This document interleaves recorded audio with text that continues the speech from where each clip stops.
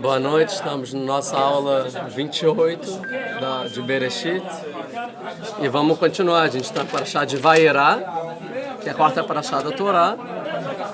Quem quiser abrir, a gente está no capítulo 18. Vamos começar no versículo 1 de novo, recomeçar. Aula passada a gente deu uma geral, mais ou menos, sobre a discussão se era uma profecia, se aconteceu na vida real. Não vou meter a isso dessa vez. Quero interpretar. Às vezes vou fazer uma referência. Essa aqui foi profecia. Mas quero entender como vocês quiserem, de acordo com Maimônides ou como Narmônides. Mas o que é importante recapitular é que a gente... desculpa pelo barulho, tá muito barulho, mas é o único lugar que a gente pode ter aula. Daqui a pouco talvez diminua. E acabou para Lech Lechá, a gente viu que tem uma trajetória de Avraham até ele virar Avraham. Não vou repetir muito isso, mas eu vi aqui no livro novo uma ideia legal que eu acho que vale a pena incorporar na nossa história, na Torá, que é o seguinte: qual é a mudança de perspectiva de Avraham de uma paraxá para outra? Porque até então Deus fez várias vezes promessa: você vai ter descendência, sua descendência vai ser herdar a terra de Israel, vai pegar a promessa que é herdar a terra de Israel. Várias e várias vezes. E Avraham, mas eu não sei como vou ter filho, eu não sei disso, não sei daquilo. Aí tem Agar na história, Ismael. Até o final, a gente vai ver aqui no final da Parashá Lech Lechá, que aí Deus fala assim: você vai ter filho com Sará. E aí Avraham ri e fala Ismael. A gente viu isso 2 aulas atrás, Ismael. Aí fala: Ismael também vai ser grande, mas a sua descendência, Avraham, vai vir para Yitzhak. E tal.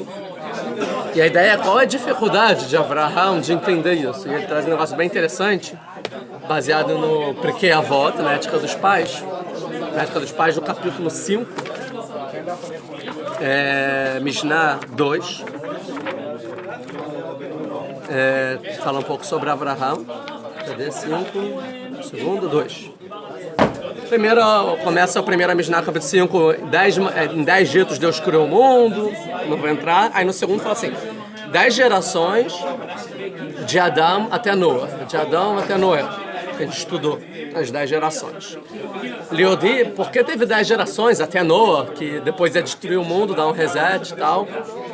Liodi Kama Erechapaim Lefaná, para mostrar quão extenso e misericórdia é Deus. Ou seja, em vez de Deus já podia destruir o mundo há muito tempo, ele esperou 10 gerações. Só pode destruir 10 gerações depois.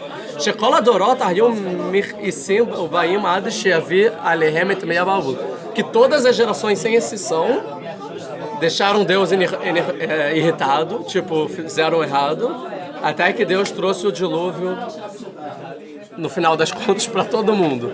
Mas por que não desde a primeira geração? Para mostrar como ele espera, tem paciência até chegar no...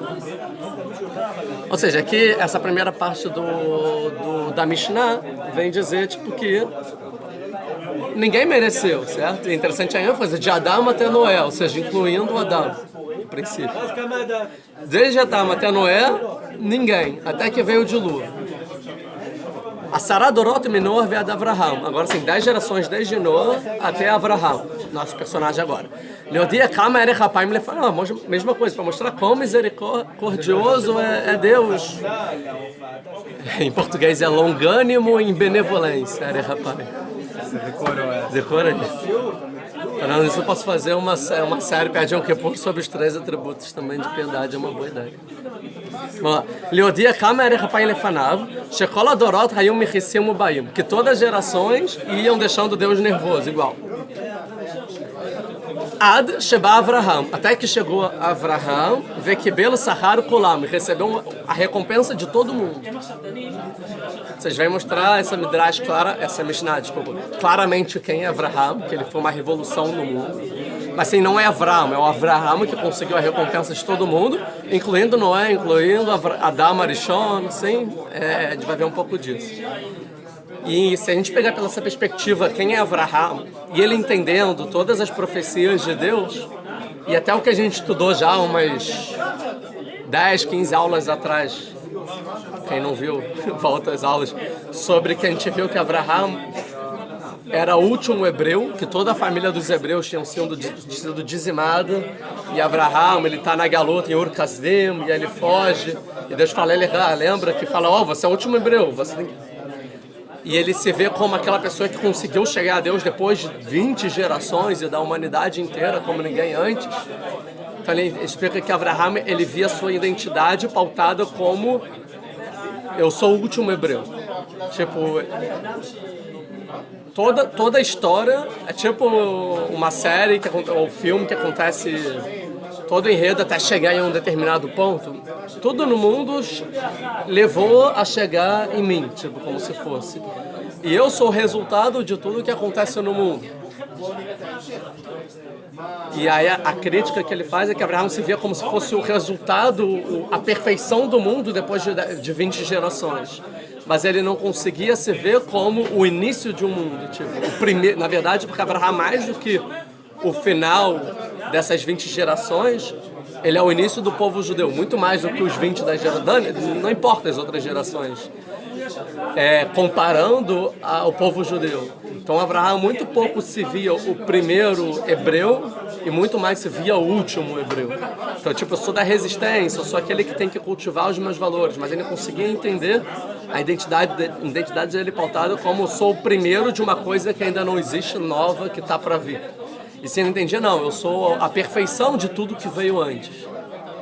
Então, sempre que Deus falava sobre a geração, não é alguma coisa que ele sentia muito na pele, que ele não se vê como o início de algo, assim como o final de uma trajetória.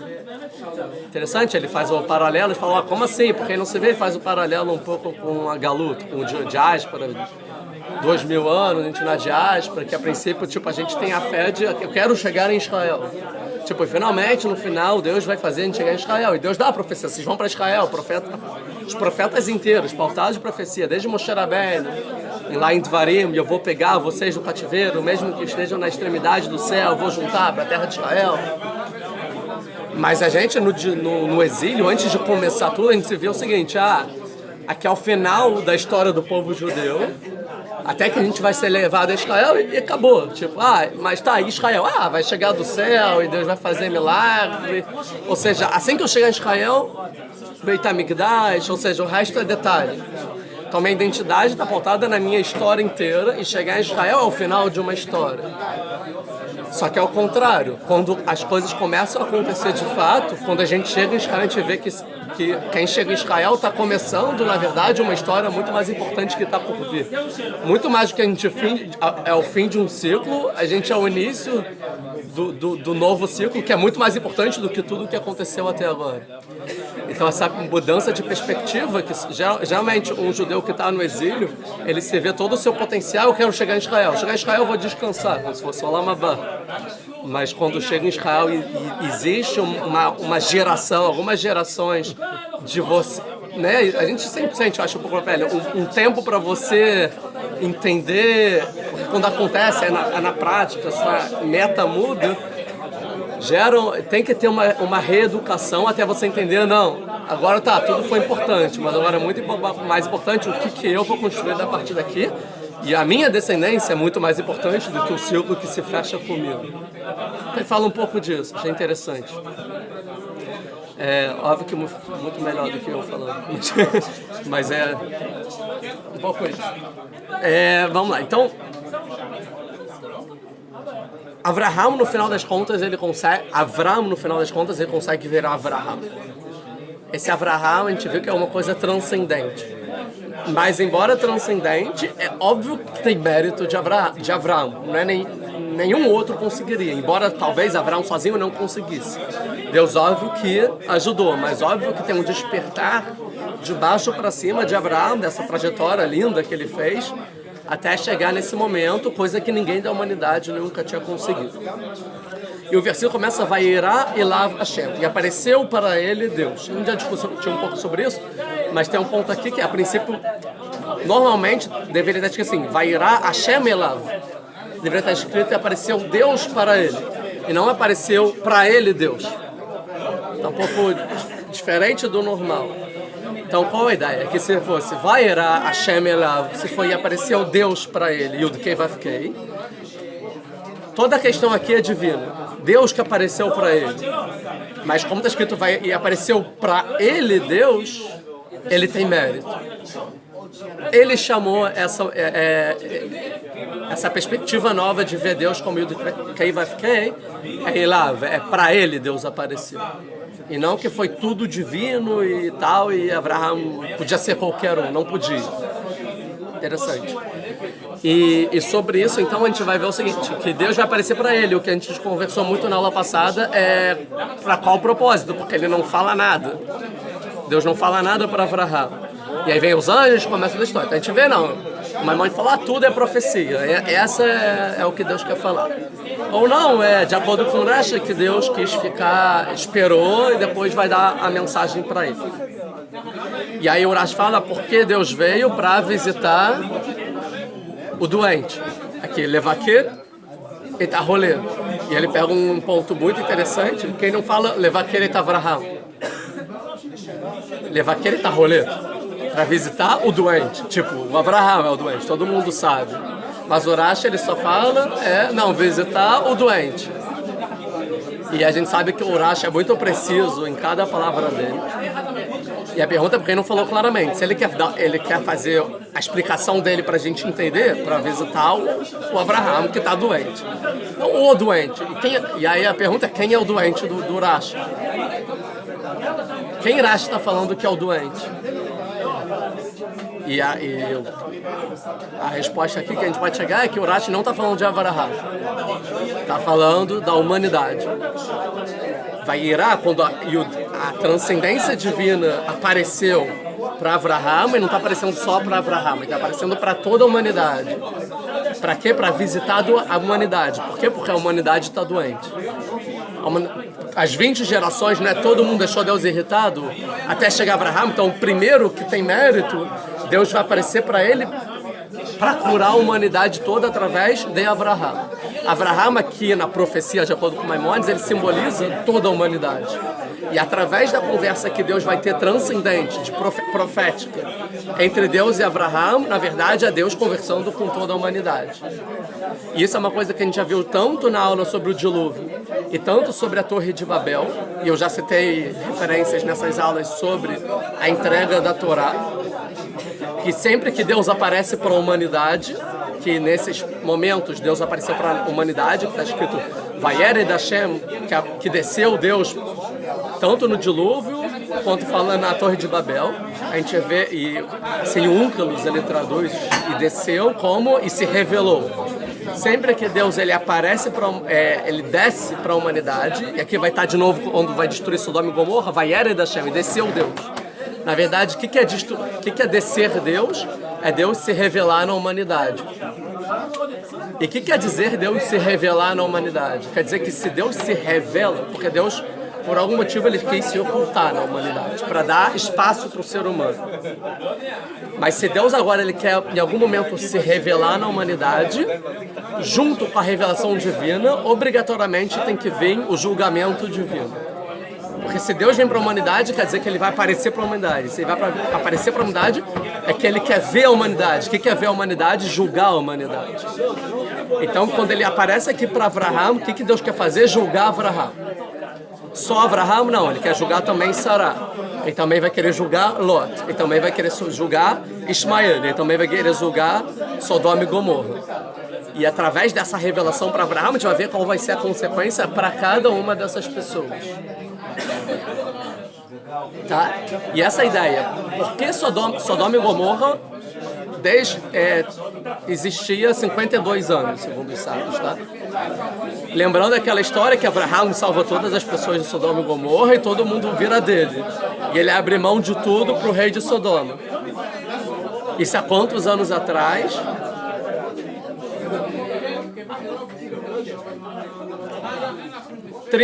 Tem discussão, mas vamos dizer de 25 a 30 anos atrás.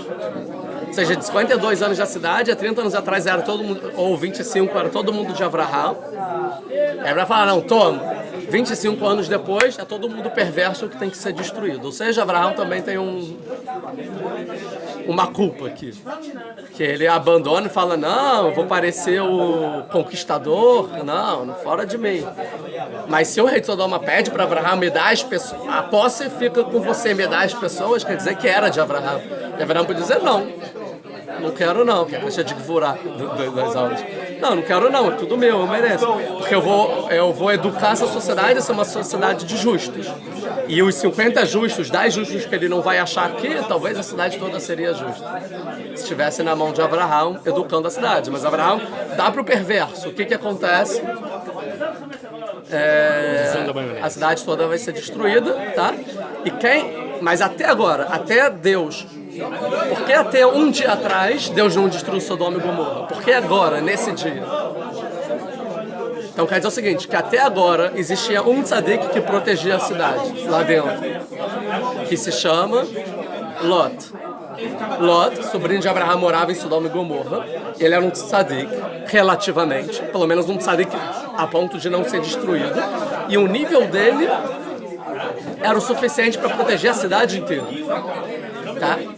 A questão aqui é um pouco, a gente vai lembrar, para quem conhece a história, eu não vou entrar nela, a história tanto de Elianavi como Elishá, do menino que morre e ele ressuscita.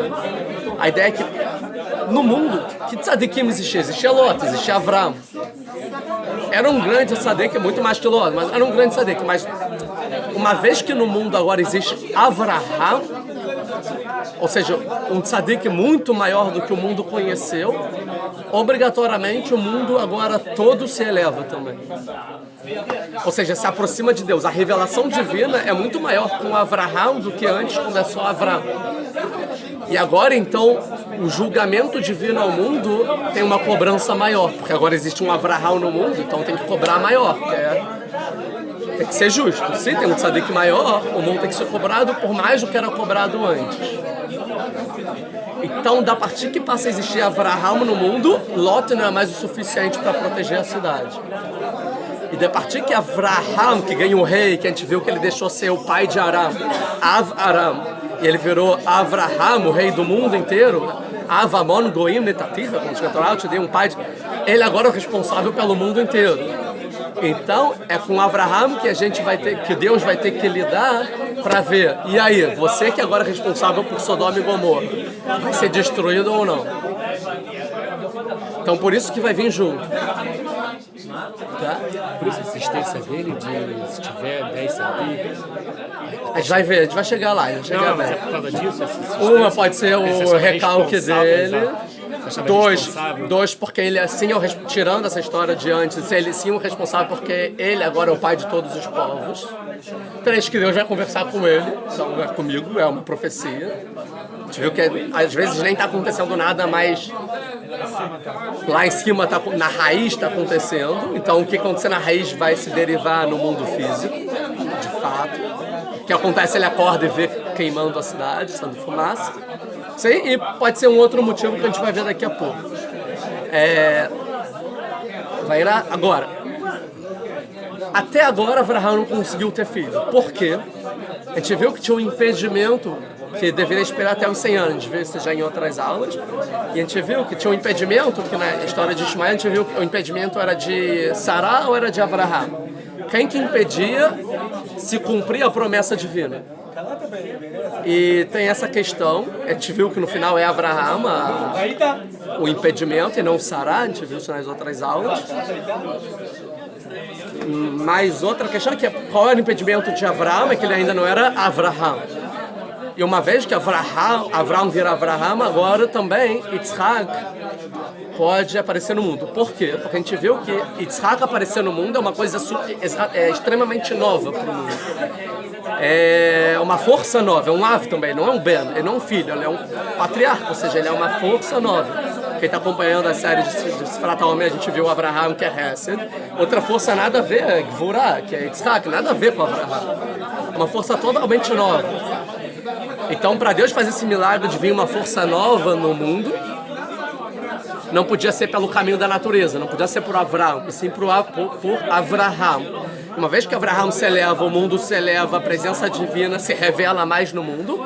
Essa revelação divina de interferência que acontece de Deus no mundo faz poder ter a possibilidade de surgir uma nova força no mundo, que é Yitzhak, ou seja, essa revelação divina agora que Deus aparece para Abraham, é a causa que faz Yitzhak agora poder nascer. Que agora a força de Yitzhak vai começar a vir para o mundo, a gente vai ver as consequências disso. Entenderam mais ou menos a grande introdução? Confuso? Deu para pegar? Tá. Então o rolê é o mundo, é o homem. Desde Adam Arishon o mundo tá doente, tá?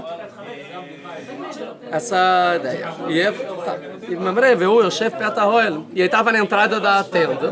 E a gente vai ver o seguinte: Deus então vai ter uma profecia com Abraham, na qual ele vai julgar o mundo. O mundo vai ser principalmente julgado pelo comportamento de Abraham. Então por isso que justamente agora a Torá vai trazer as características de Abraham de extrema bondade, para mostrar, uau, para ver como Abraham vai se sair bem na avaliação de Deus. Mas a gente vai ver que Deus não vai querer somente isso que Abraham faz com perfeição. A gente vai ver isso com a questão aqui. E é isso, que ele está na porta da tenda. Ué, se ele está doente, porque ele está na porta da tenda?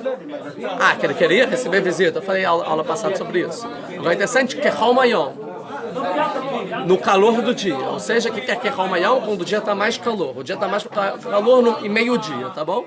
Então era amanhã, aconteceu tudo, ao meio-dia Deus aparece para Abraham. Tá? O que quer dizer aqui a Torá? Porque veio falar ao meio-dia, além de que o sol estava muito forte, o Midrash. A ideia é o seguinte: o que acontece depois do meio-dia? Qual a diferença de antes do meio-dia para depois do meio-dia? O que muda? Antes do meio-dia, a parte do dia chamada dia, manhã, boker. Depois do meio-dia é a tarde. E depois do pôr do sol, estrela, é a noite.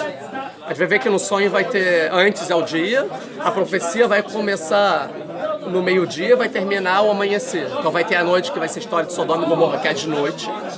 E ao amanhecer é quando Abraão vai acordar. Então vai demorar 18 horas a profecia, a princípio, de acordo com Maimônides. Mas o que quer dizer meio-dia? Que exatamente meio-dia é o momento do dia que representa a passagem de Abraão para Yitzhak. De Shaharit para Mincha. Ou seja, manhã, Hesed, bondade, Abraão. À tarde começa a justiça a aparecer no mundo. Certo? O sol começa a descer. E a justiça no mundo é Yitzhak. Ou seja, ao meio-dia começa a profecia. Porque a partir dessa profecia vai começar a aparição da essência de Yitzhak no mundo, que até então não existia. Então justamente aí que Abraham, é toda a jornada de Abraham até agora, que é o dia inteiro, desde que ele acordava de manhã, não sei o que lá, tudo o que ele fez até chegar meio-dia. Uau, Abraham trouxe o mundo para o sol no máximo, a máxima iluminação, máxima bondade, máxima doação. Agora vai começar a característica de justiça. Então Yitzhak vai começar a aparecer nessa profecia. Vamos para o segundo versículo. Vai Sainav. Aqui é uma prova para o Maimônides. Vai Sainav quer dizer que ele olhou longe. Ele levantou os olhos para ver o horizonte. Vaiar, e viu quer dizer não tão longe, viu. Vem neste, Locha Nashim Nitzavim Alav. Veja, 3 pessoas estavam na frente deles, Nitzavim, bem na frente deles. Vaiar, e viu, Vairat, se correu porque estava longe, ou seja, estava perto ou longe. Viu que tem uma brincadeira nesse versículo entre perto e longe. Vai Sainav, Nitzavim Alav, Vairá, e Vairat, se correu, ou seja, está perto ou longe. Essa é uma das provas que o Maimônides fala, é uma profecia, e profecia é mesmo assim. Às vezes está perto, às vezes está longe. Não é igual ao mundo físico, que tem uma coerência. Óbvio que o Narmante tem como explicar de outras formas. Agora a gente viu muito sempre quem são essas 3 pessoas, se são anjos ou não. Tá? Mas a ideia aqui é que a ideia que ele traz também no livro, que eu vou incorporar aqui para a nossa aula, é que quem são esses anjos é o Beit Din de Agadosh Baruch Hu. É o tribunal que vai julgar. Então são 3 anjos, é como se fosse que o tribunal são 3 pessoas. É a Shekhinah, Deus e mais 2, como se fosse. E esses agora vão aparecer para Abraham para julgar Abraham. A gente vê as características, ele correu, tal, ele estava doente, se curvou e falou, por favor, venham. Vai Omar e disse. A gente vê que aqui a palavra Avraham não aparece, o nome, o sujeito, a gente viu lá passado. Porque aqui talvez é representando a humanidade toda, a existência toda. Adonai é meus senhores, mas também pode ser Deus. Porque é Deus, através de Deus. A gente vai ver que está com Kamatz aqui o nome de Deus. O Lot vai chamar também Adonai com Patar, com outro pontinho. E Adonai com Patar é senhores, e com Kamatz, na verdade, é Deus mesmo. A gente vai, tipo, um detalhe aqui. Se vocês encontraram graças, Beinecha, Anatavon, Melavdecha, por favor, não passe do seu servo. Essa palavra rena a gente estudou muito bem na história de Noah, no início de Noah. Não vou entrar aqui, quem quiser. Aí fala, Yukar na Meat Mai. Pegue, por favor, um pouco de água. Aqui é interessante que vai ser a única, só entre parênteses, a única ação que Avraham vai delegar. Não, na verdade vão ter duas ações que Avraham vai delegar para outra pessoa fazer. Porque a gente vê que Avraham corre e ele faz tudo, ele prepara tudo. Ele vai mandar para Sará também fazer. Mas Yukar é tipo, você pega, é outro. Tá? E esse outro a gente vai ver que é o Eliezer. Eliezer vai pegar um pouco de água.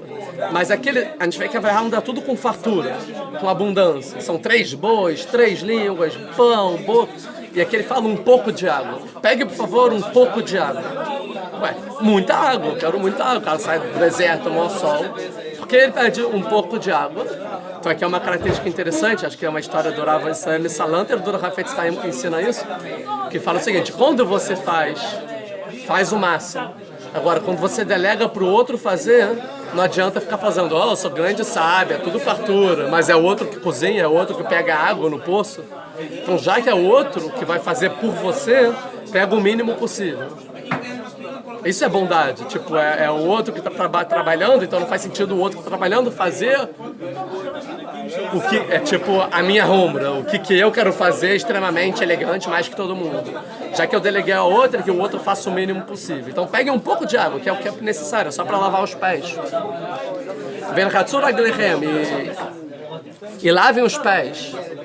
Porque lavar os pés, o Urash vai falar que os anjos aparentavam como pessoas que eram pessoas mercadores, que se fala, né, comerciantes, e a forma que eles se vestiam parecia as pessoas que faziam idolatria. E qual era a idolatria desse tipo de pessoas? Eles se curvavam para a terra, tá? A terra de Israel. Então a gente vê que não está pegando a princípio 3 pessoas gigantes, tzadikim, profetas. São 3 idólatras. E mesmo assim, Avraham está se comportando da melhor forma possível. E não só idólatra, é o nível mais baixo de idolatria. É a pessoa que se curva para a terra. Tipo, nem para ser humano, para animal, para montanha, é para a terra. Tipo, a coisa mais baixa assim. Mesmo assim, a gente vê o tratamento de Avraham. Vaishá no Tachataetz. E descansem debaixo da árvore.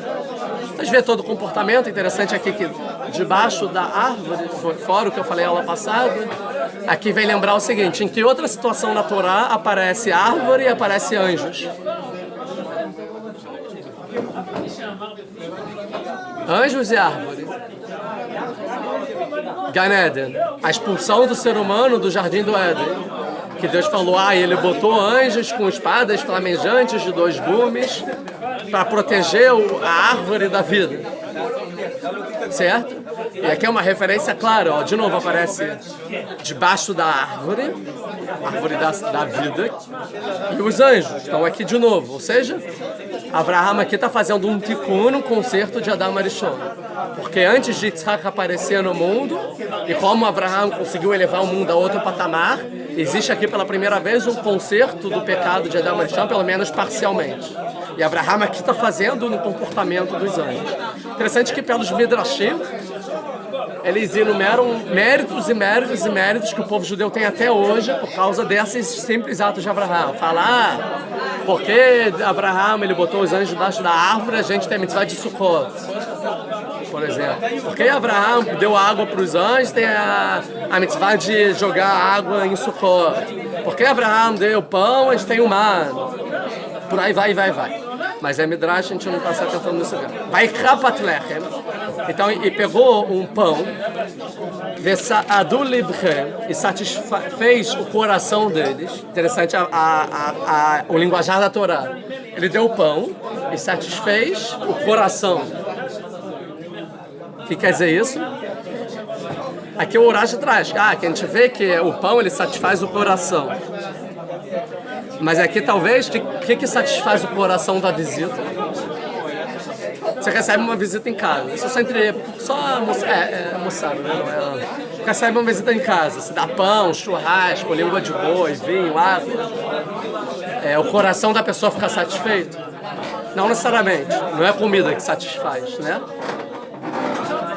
Então a gente vê aqui pode dizer o simples, o tratamento de Abraham ao fazer isso, o mais elevado que eu acho que é verdade, ele falou Torá também na refeição. Não só ele deu comida, como ele satisfez o coração. O que satisfaz o coração da pessoa? A Torá, palavras de Torá, ou seja, que na refeição também tem palavras de Torá. Contou Torá, fez tudo o que deveria fazer, completo. Tavoru, que alken avartem, que avatem, vai omer ken raseh kasher. Então ele fala, vou fazer isso tudo com vocês. Por favor, não vão embora. Ele falou, sim, quem tá se caixa de baixo? Sim, a gente vai como você disse. Vamos para casa de vocês. Então passou na avaliação dos anjos. Ele mostrou o que ele tem a oferecer e falou, se é assim, passou. Vamos para sua casa, passou no teste. Diferente Lot, que Lot vai ver os anjos e vai falar, vem por favor para minha casa de noite que é perigoso. Eles vão falar, a gente não vai. Eles vão falar, a gente não vai. E não sim, a gente vai como você falou. Eles vão falar, não, a gente não quer ir na sua casa. No princípio, Lot não tem mérito de passar no teste. Vai Maher, ele corre, tudo correndo, Abraham, a Oela, para dentro do seu lar. Interessante que Ohel, tem Bai e tem Ohel. Ohel é mais traduzido como lar, não como casa. Não é físico, é o lar, é a sua família. A Oela, no seu lar. Diferente você receber uma visita na sua casa ou no seu lar. Muitas das pessoas das visitas, assim, acho que quando gostam, falam, que eu me senti aqui realmente em casa. Né? É um lar. Ele sará. Então, quem é o principal? O que é o lar da pessoa? Sará. Levou para sua casa, o lar, a sará. Vai falou, Maharish, loja Seim, queima, por favor, prepara aí 3 medidas de farinha sólida, que é a melhor farinha, mais refinada. Nush vai ser o goto, vai fazer bolos. Sim? A gente vai ver que Sará não vai entregar bolo. Ele vai mandar bolo e o bolo não vai vir para os anjos. Tá? O Urash ele se atenta nisso. O que o Urash explica? Por quê? Porque nesse momento a Sará menstruou. E aí ela estava nidá e tinha leis de pureza e impureza, ela não podia mais tocar na farinha para fazer o bolo. Então a gente vê que é assim que os anjos aparecem em casa, mesmo que eles ainda não anunciaram, daqui a um ano você vai ter um filho. Como passou na avaliação, Sará já também é julgada e as coisas já começam a mudar, a princípio. Então, vai rir depois disso. Vai rir depois disso, mesmo já menstruando. 99 Abraham, ela tinha 89. 10 anos mais nova, acredito eu. Então, não vai entregar. Ou seja, a gente vê que aqui já está acontecendo. Ou seja, a aparência de Tzhak já começou a vir, a preparação já está acontecendo. Só nessa história de bondade. Vê-lo Bakaratz Abraham, e pro boi lá, tudo correu Abraham, vai Ben. Bakar, ele pegou o filhote de Bakar, talvez é a carne mais gostosa, Ará, macia, Vetov, gostosa. Vai ter ele lá na Har e deu pro jovem. Vai Maher, ele correu lá só Totó para fazer o abate do animal, preparar a carne e fazer lá a língua com mostarda, que era a especiaria da carne. E a pergunta é quem é o jovem? Urash fala, o Midrash fala, Ismael. Ou seja, que quando você recebe a visita, também aproveita para ensinar seus filhos. Aqui fala Urash, Lechanchol bemitzvot, para ensinar ele as mitzvot. Então, filho, pega aí a halá, vai lá, filho. Tá na preparação da casa, filho, não quer preparar a salada, porque para ele se sentir parte das mitzvot. E aí, a sua educação do seu filho não vai ser alguma coisa só intelectual, tem que fazer bondade, mas sim também prática, experimental, né? E quando a pessoa faz, realmente isso modifica a pessoa. Então ele está educando. Mas interessante porque aqui a Torá quis botar Ismael no meio da história do nada. Ou seja, porque Ismael agora também vai ser importante.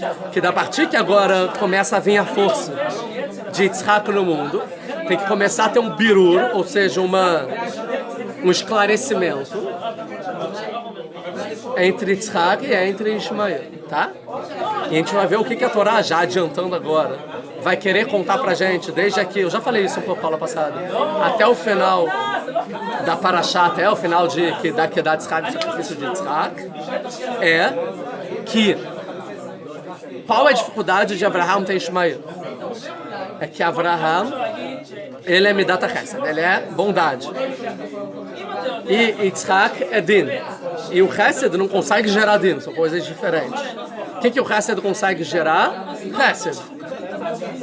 Então, a princípio, Abraham tem que ter um filho da característica de Chesed, de bondade. Sim? E ele realmente tem, se chama Ismael. Já falou isso sobre Ismael. Ismael é a característica de Chesed de Abraham, é o Abraham escrito. Sim? Porque na Kabbalah dizem que é a clipá do Chesed. É a parte errada do Chesed. A parte ruim dentro da bondade, que quem está estudando as características sabe que todas as características têm parte boa e ruim, tudo depende da proporção. E o amor é bom? Depende. A doação é boa? Depende. Amor e doação em demasiado são muito ruins. Qual é a pior parte do amor, que eu já não falei ainda nas aulas? São as relações proibidas. Quando a pessoa ama demais, ama todo mundo, pode amar todo mundo, relações proibidas. Então é o erro da bondade. Para nossos sábios. Ou também, quando você abre os seus limites e não tem limites, que o amor é ilimitado, né? A característica de bondade é algo ilimitado, é você achar que tudo é seu também, tudo é de todo mundo. Então, o roubo, por exemplo. A gente não tem amor, então é tudo de todo. Vai lá e pega do outro.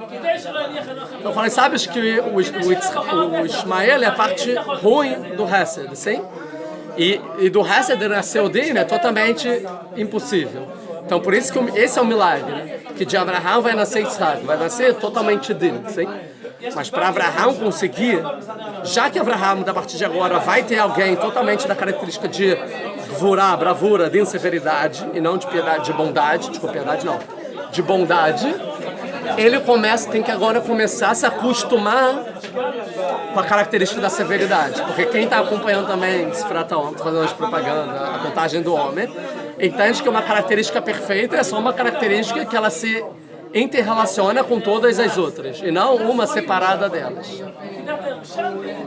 Então, a partir de agora, Deus vai começar a exigir de Abraham um treinamento sobre a característica de severidade, até que ele vai ter que matar o seu filho, é pura justiça, sim? Até que ele vai ter Yitzhak, que é totalmente justiça. E a Yitzhak vai ter que lidar com as características de Hesed também, que é no Kedat Yitzhak, tipo, se dê todo para Deus, que Abraham vai fazer justiça com você. É a inversão das características. E aí, Yitzhak é justiça. E a justiça, ela também pode ser boa ou ruim. E a clipa, a casca, o ruim da justiça vai vir para Esav. Esav é a justiça em demasiado. O que é justiça em demasiado?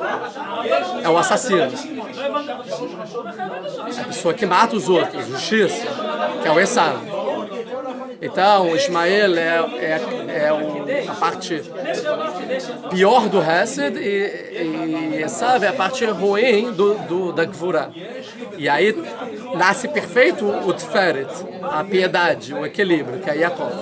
E já que é o equilíbrio Tiferet, ele pode ter 12 filhos de Tzadikim, porque não tem mais para onde sair errado.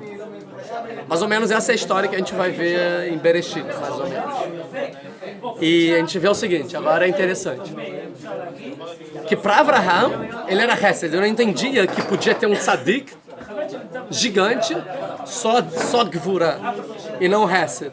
Então para ele, o Avram, a natureza dele é até outro Hesed. Por isso que ele queria Ismael, sim? Só que, essa é a pergunta, para que alguém que é 100% Hesed, tipo, no nível completo, que Abraham chegou na perfeição do Hesed, se já existe um Abraham no mundo, para que outra pessoa totalmente Hesed? Entendeu? Se já existe um tzadik totalmente Hesed, para que outro tzadik totalmente Hesed? Já tem um, não preciso de outro igual. É a mesma coisa. Porque eles são uma descendência. Sim, mas óbvio que Avraham, Uma evolução. o que ele trouxe para o mundo é essa. Assim fala, por exemplo, esses são os filhos, ele é Toldot Bnei Noé, esses são as descendentes de Noé. O que o Rashi fala? O que é descendência? Daqui a gente aprende que a descendência de um tzadik são os seus atos. Os atos de Avraham estão até hoje enraizados na humanidade inteira, que são os valores de bondade e generosidade. Que antes de Avraham não existiam esses valores. O que é um valor universal, que é ser bom, é algo que Avraham implantou no mundo, que antigamente não existia essa ideologia ou isso, tem que ser bom. A gente vai ver isso nas próximas aulas sobre Sodoma e Gomorra, que não é algo óbvio, que tem que fazer, você tem que abrir mão de você para dar para o próximo, não é nada óbvio. Avraham enraizou, tá até hoje, não preciso de outro que vai dar o mesmo ensinamento para o mundo. Mas eu preciso de outro que vai dar outro ensinamento para o mundo, ou seja, Yitzhak. Então isso que até ele fala aqui também, que ele fala então que se o tzadik ele tem outro igual a ele não está tendo outro, é ele mesmo. Então não precisa, não há necessidade, não tem nenhuma inovação em você ter outro. Por isso que os judeus têm características diferentes, pensamentos diferentes, ideologias diferentes e um discute com o outro. Dois judeus são três opiniões. Por quê? Porque a diversidade no mundo e a diversidade de tzadikim é o que Deus quer. E não a unicidade de tzadikim, porque se fosse para ser unicidade, bastaria um. E essa é a brahá que Deus dá para Adam Arishon, para o Urvu. Frutifiquem e diversifiquem. Sim? O que é Pri? A Pri, frutificar é você trazer algo único. E diversificar é ter vários. E Avraham, até Ismael, ele só estava Urvu, mas não estava tendo Pru. Ele não estava trazendo algo novo para o mundo, uma fruta nova, um gosto novo. Ele estava só diversificando o que ele já era. E ele não precisa de outro igual a ele. Então por isso que não faria sentido a princípio Ismael. Mas tem que ter a Pri. E a Pri é Yitzhak. E a gente vê justamente que a brahá de Rov, de multiplicação, vai para Ismael. Porque então, acaba lá aqui que é Ismael. Ismael é o Urvu sem Pri. É a multiplicação sem o Pri, a parte única dele. Porque ele só a continuação de Avraham, que é dizer que Deus existe para o mundo inteiro. Isso que Avraham já fez. Mas sem trazer nada de novo do que Avraham disse. Ou seja, não vieram trazer nada de novo do que era Avraham. Tá um pouco muito elevado essas coisas também. Podia entrar mais, mas essa é a ideia. Que Ismael, ele é totalmente bondade, tá bom? Enquanto Edom, que vai ser sábio, a gente ainda nem chegou nesses personagens, a gente vai ver que é totalmente severidade. São dois povos, tá? A natureza de Ismael é bondade ilimitada. E a natureza de Edom é justiça. Totalmente ilimitada, ou seja, severa, tá? E o Maharal, ele explica, isso eu já falei em alguma aula também, que cada povo cria o Deus que lhe falta. Então, por exemplo, o povo que vive no deserto, o que falta para ele, o que é mais precioso de quem mora no deserto é água. Então, o Deus que mora no deserto é água. O povo que mora na beira do mar é o Deus do fogo, é o Deus sol, porque é o que falta. Assim ele vai explicando alguns exemplos, ou seja, cada povo tenta pegar o Deus daquilo que falta. Já que o povo judeu é diversidade, o Deus do povo judeu é Anochi Hashem Elokai, Hashem Echad, é Deus único, que une todas a diversidade. Assim, ele fala um pouco. Mas é interessante, porque os árabes são todos bondades. Então, cada um cria aquela religião daquilo que lhe falta. Então, por isso que os árabes criaram o islamismo, porque o islamismo é totalmente severidade. E Edom é totalmente severidade, que são os povos, Roma. E por isso que Roma criou o cristianismo, que o cristianismo é totalmente bondade, é amor ilimitado. Ou seja, o islamismo é uma severidade, uma gvurá cruel, mata o mundo inteiro que não acredita, que não aceita que Deus é único, mata, não importa. Né? Ou converte à força ou mata, não importa. Ou seja, é a característica de Esav, a princípio. E o cristianismo, que é se alguém te der um tapa na cara, vira, dá outro, e amor é tudo, é o cristianismo, é amor ilimitado, sem injustiça. E os dois estão desequilibrados, que é o conflito de sociedade que a gente tem no mundo hoje em dia, entre o mundo ocidental e o mundo oriental, entre a justiça sem bondade e a bondade sem justiça. Interessante, tá? E o judaísmo é a unicidade de características. E a gente está no meio termo, a gente está em tudo. É um pouco isso. A questão é que hoje em dia, não vou entrar muito no porquê, não vou me alongar muito nesse tema, o conceito religião e Deus ficou fora de pauta, não é bem visto e tal, justamente pelas faltas que existem nas religiões, que são um exemplo de religião para o mundo inteiro, que é o cristianismo e o islamismo, como elas estão na base delas erradas e as consequências delas são também erradas, Deus não existe. E também a filosofia veio contribuir para isso. Se a gente vê a teologia dessas três religiões, a gente vai ver que eles cultuam um Deus morto e não um Deus vivo que se relaciona à vida. Eu não vou entrar nisso nessa aula. Então, se o Deus é morto deles, não faz sentido acreditar em Deus enquanto eu estou vivo. Não vou entrar nisso, eu só estou jogando. Mas por isso que a moda das pessoas inteligentes, estudadas, é ser laico. Tá? Essa é a ideia hoje em dia. Mas a ideia aqui, que eu queria chegar, é que esse é interessante, porque o que é uma pessoa de determinado povo que não agora adere à religião do povo? Por exemplo, vamos supor que é uma pessoa ocidental que mora na Europa, que não é mais cristã, por exemplo, qualquer vertente dela. Católica, cristã, protestante, não é. Agora ela é laica. Isso não quer dizer que essa pessoa saiu do cristianismo. Porque acontece, todos os valores culturais dela, de características e sociais, são pautados no cristianismo. Mas ela renega os dogmas dessa religião. Então o que acontece? Ela é uma pessoa cristã sem a religião. Porque os valores humanos dela são os valores do cristianismo. Mas ela não cumpre as práticas cristãs. Isso ela conta. Ou seja, E se a gente for parar para pensar, uma pessoa laica de determinado povo, no final das contas, consegue pegar na essência muito mais a religião do que uma pessoa religiosa. Como a gente vê, por exemplo, os humanistas ocidentais, eles, por essência, têm muito mais a ver com o cristianismo do que os cristãos ocidentais, por exemplo, de hoje em dia. Quem é humanista ocidental? Então, os laicos do Ocidente... É Roma. Essava, Roma. Roma, Ocidente. Ocidente, cristianismo. Cristianismo, amor ilimitado. Baseado em Jesus, que é o amor ilimitado. E uma pessoa que se desvincula dos dogmas da religião, ele está, mesmo assim, totalmente amarrado nos valores daquela sociedade. Então, o que acontece? Os laicos cristãos, eles inventaram uma outra religião chamada humanista. Só que o humanismo, ele é muito mais o que Jesus ele queria para o mundo do que os cristãos fazem hoje em dia no mundo. Porque bem ou mal, como o cristianismo tem falhas por causa do Novo Testamento, aí eles ficam entrando um pouco no judaísmo e ficam, não, mas então homossexual tem que matar. E não pode casar duas vezes. Eles começam a botar uns dogmas na questão, mas se você pegar puramente a ideologia cristã, é justamente o que o humanismo quer implementar no mundo inteiro. Que existem valores morais que são humanos, que na verdade são humanos na sociedade deles e não em outras sociedades, que são desconhecidas totalmente os valores humanistas para o povo árabe, por exemplo. Certo? E assim tem que ser. Na verdade, o que eles querem? Eles querem que a religião deles seja para um todo, que é o humanismo. E o que é o principal pilar do humanismo? Amar o próximo como a ti mesmo. O amor prevalece. O objetivo do mundo é amar. Todo mundo tem que amar, não pode ter preconceito, não pode ter diferenças.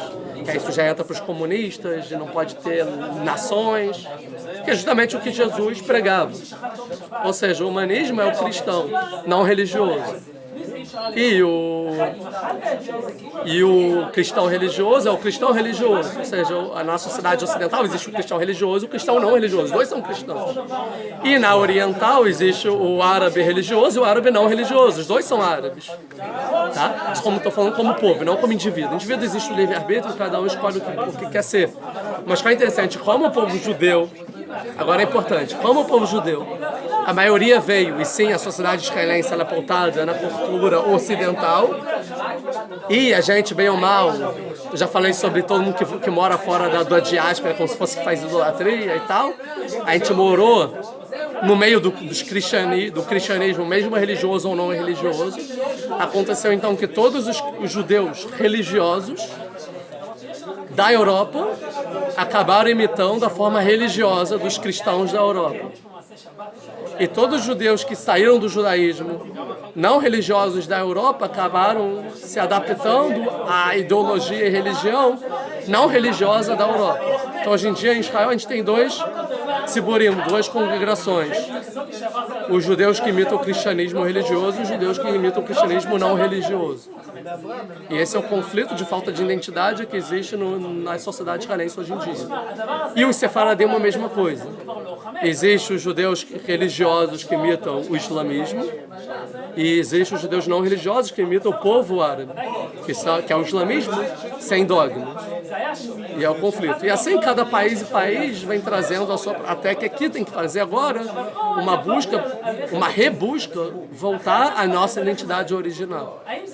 Então toda hora que a gente quer levar o judaísmo através de como os haredim, os ortodoxos estão se comportando, que é justamente como os cristãos se comportam, que é como se fosse que Deus só está dentro da igreja, só está dentro da sinagoga e não fora e não no mundo inteiro, que Deus não criou o mundo inteiro e não é através do mundo inteiro, ou seja, uma forma dualista, que não é assim que o judaísmo vê. A gente está pegando o que o cristianismo influenciou o judaísmo na diáspora. E toda vez que a gente fica, não, Deus é grande, Deus pode tudo, e acaba esquecendo que o judeu tem o livre-arbítrio, mas na verdade Deus que manda em tudo, na verdade o que você faz é só um blefe, e na verdade Deus manda tudo, o importante é fazer as mitzvot, e só isso está imitando o que os árabes ensinaram na diáspora. E toda vez que você fala, não, mas cadê os valores humanos que os religiosos não têm, que na verdade tem que amar o próximo, e o preconceito, e não sei o que lá, você está imitando os não religiosos da Europa. Ou seja, o papel que agora, que é isso, o renascimento de destaque, o renascimento do povo judeu hoje em dia, é a busca pela volta da sua identidade original. E a volta para nós